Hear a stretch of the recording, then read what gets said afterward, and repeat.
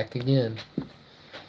It's time for the 8th of September. This one's talking about blood, lymphoid organs. Yes, here we go. Lymphoid and blood. Blood differs from other connective tissues. There's a difference between plasma and serum, etc., etc. Okay. So again, let's go back. Fibrous connective tissue, special connective tissue. So fibrous, there's dense fibrous, loose fibrous, and reticular fibrous connective tissue. Then there's other types of connective tissue: adipose, cartilage, bone, blood. Adipose is fat, right? Fat tissue. Cartilaginous tissue, tendons, ligaments. Bones, blood, red blood cells, white blood cells, that sort of thing. And blood is a connective tissue. Strangely enough. That might sound strange, but it's true. Okay. So there's erythrocytes. Yeah, I remember you. I do.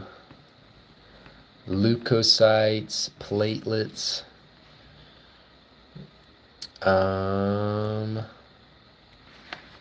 fluidity of blood. There's a lot of content to blood. Water, proteins, electrolytes. There's all sorts of stuff in there. Now the difference between serum and plasma. Serum is clotted. Plasma is not clotted. However, serum, while it is clotted, it does not contain clotting factors because it's already clotted. Plasma is not clotted, and it does contain clotting factors. It will clot if you let it sit, for example. You need to add something to it to prevent clotting. So if you are taking blood from an animal and doing CBC in chemistry, then you need to add certain liquids. Do I stream every day? I try to. Probably going to be doing it around like 4 a.m. because that's just when I'm able to do it. Hi. But yeah, I try. Sometimes I'm not able because I'm just busy. But yes, to answer your question, I will try. And I'm doing like 2 streams a day to catch up on my studying. Now, yeah, okay, that's it about serum and plasma. Now, blood cells, erythrocytes, which are red blood cells, and platelets don't have nuclei. And leukocytes, however, do.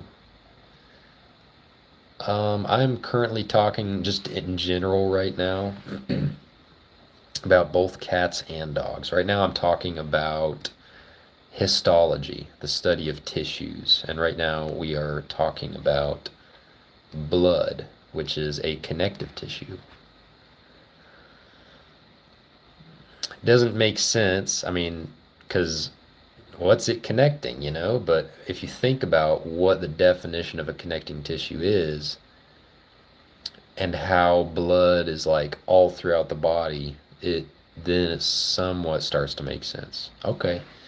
Thank you, Lucy. I'll see you tomorrow if I even stream. I don't know, might be busy, but thanks for watching.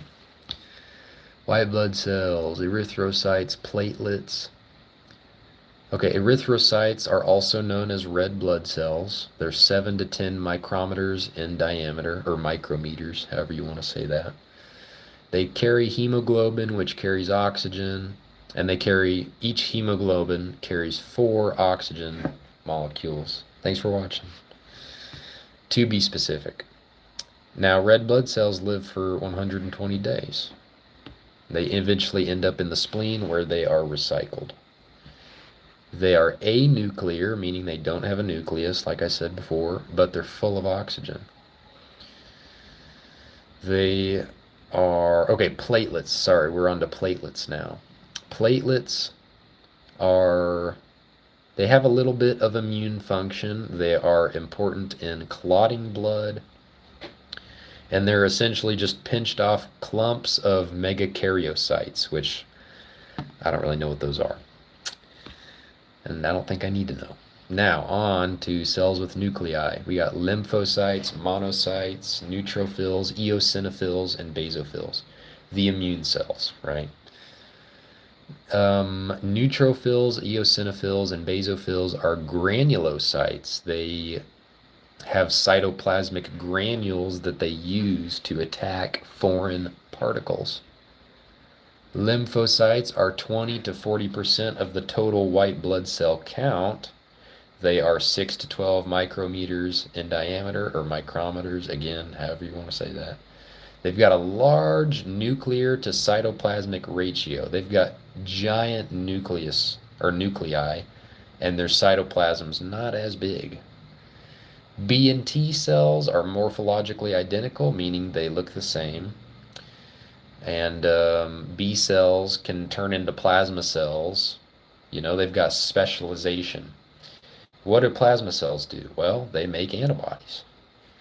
Again, B and T cells look similar, and B cells can turn into plasma cells, which can then turn into antibodies or make antibodies.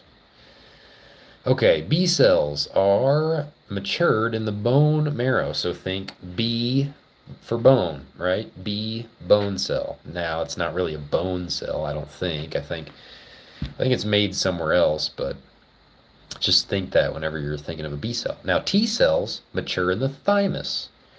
T cells, thymus cells. This is where you can actually say thymus cell, because I'm pretty sure they're made in the thymus. Again, I could be wrong, but I don't think I am. Not in this case, at least. Hi, sunshine. Monocytes are 2 to 8% of total white blood cell count. They are the largest white blood cell. They're 16 to 25 micrometers. And they've got a lot of cytoplasm because there's a lot of immune functions in this cell, like phagocytosis. They envelop foreign particles.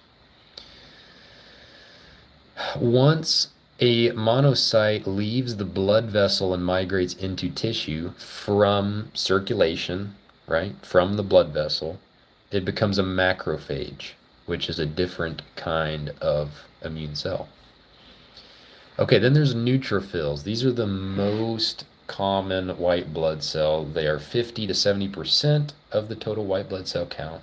They are 2 times the size of a red blood cell.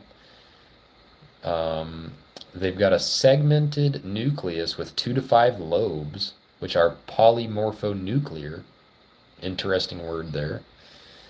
And they are a granulocyte, meaning the cytoplasm contains granules that are super duper. They're important in immune function. Young, immature neutrophils are called band neutrophils. And they have bilobed nuclei, not multilobed nuclei. Yeah. Okay, then eosinophils are 1 to 4% of the total white blood cell count. They're slightly larger than neutrophils. Their nucleus has 2 lobes, they don't have as many lobes as the neutrophil. Remember, it was 2 to 5. And then they have prominent eosinophilic cytoplasmic granules, which are important for their immune function, because these are the cells that go after parasites like helminth parasites. Those are worms, or certain kinds of worms. And they also help with allergies. Well, when you experience allergy symptoms, it's because of eosinophils, basically. Okay, then basophils are not as important. They are 0.5 to 1% of the total white blood cell count. They're similar in size to a neutrophil. They have a bilobed nucleus. They've got a granular cytoplasm. And they're very important in immunity, but they're just not well understood. If you were to take them out of the immune system, you'd have a lot of problems. That's how important they are to immunity, but we just don't fully understand them yet. And again, they are very uncommon.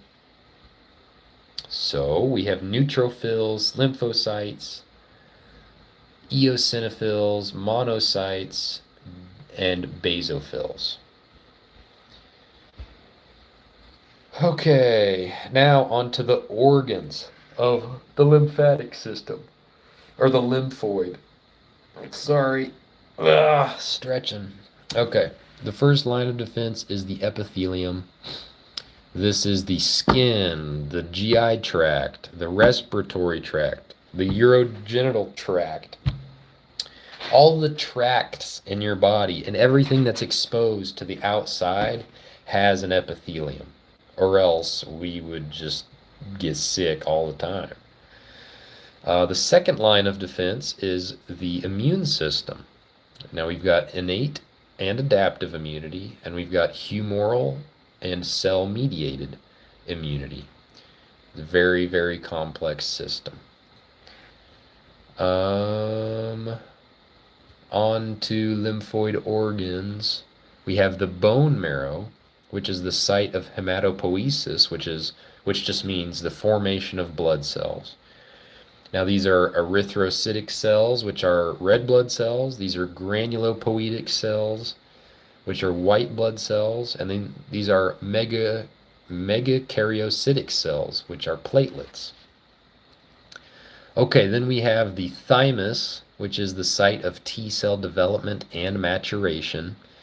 It regresses, which means it involutes, which means it just kind of shrinks and disappears after puberty. And then onto bone marrow. It's in the bones, of course. There's two types of it, though. Red bone marrow and yellow bone marrow. Red bone marrow, whenever you think of red bone marrow, think of blood. It's where blood is created. It's the site of hematopoiesis. Yellow bone marrow, think of fat. It's got more adipose tissue, less hematopoiesis, but if the body requires, yellow bone marrow can increase the production of blood if the body needs it.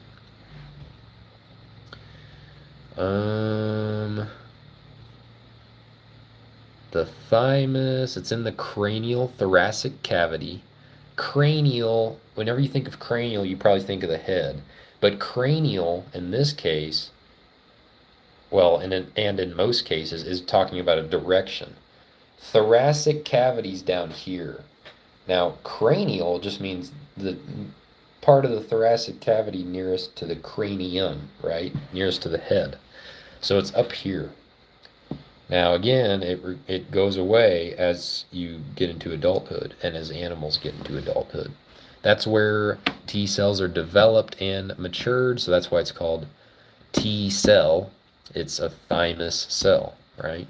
This is the thymus we're talking about. It's covered in a loose connective tissue capsule, and this forms septa, which is multiple septums, right? Septa, that divides the thymic tissue into lobules. Each lobule has a cortex and a medulla, and the stroma arises from epithelial cells, not mesenchymal cells. Okay, moving on. We've got epithelial cells. Hassel's corpuscles are small aggregates of epithelial cells in the thymus.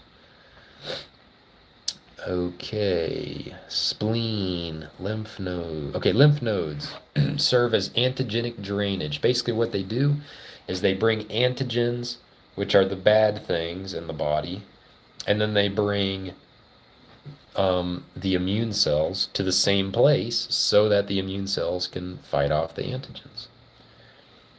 Lymph nodes are surrounded by a connective tissue capsule and divided into cortex and medulla, just like the thymus is. But unlike the thymus, the stroma for a lymph node is mesenchymal, and unlike the thymus, The capsule of a lymph node is dense, irregular connective tissue. Projections of the connective tissue capsule into the node are called trabeculi. And you can palpate lymph nodes on a sick animal because they become swollen whenever we get sick, and also whenever dogs and cats get sick. They're easy to feel. You got some up here. You might have had a doctor feel up here before. You know, that's because the lymph nodes swell up whenever you get sick. You've got lymph nodes all over your body, though. Okay, we talked about that. Afferent means to bring lymph to the node, and efferent means to take lymph away from the node. What is lymph? Lymph is just extra fluid from the blood that drains into these nodes, brings antigens and stuff there, again, like I said. Percolation. There's also these things called hemal nodes, which are only found in ruminants, really. Um, they are not abnormal, but they look abnormal. I mean, normally you look at that in a body cavity of a ruminant and you'd probably be like, whoa, that looks like necrotic tissue or something, because they're kind of black. But no, they're normal. The spleen filters blood, stores blood, and recycles blood, basically. It's a thick, smooth muscle capsule. It's got red pulp and white pulp. Red pulp is eosinophilic, and white pulp is basophilic. It's good to know. Yeah, there's all these others. There's MALT, mucosal associated lymphoid tissue. GALT, GI associated lymphoid tissue. BALT, bronchus associated lymphoid tissue. All kinds of stuff. Okay, and that's it for physiology and histology. And I have a feeling that I'm not going to need to go over the immunology stuff or the rest of this stuff because I just took that exam. But it's more of the stuff that I've been going over. Hey, Sandy. More of the stuff that I've been going over recently, where it's just innate immunity, adaptive immunity, T cells, B cells, that sort of thing. So, okay, this ends my third video of the day. I've got one more, so if anyone's going to watch that, thanks for watching this one, and I'll see you in the next one.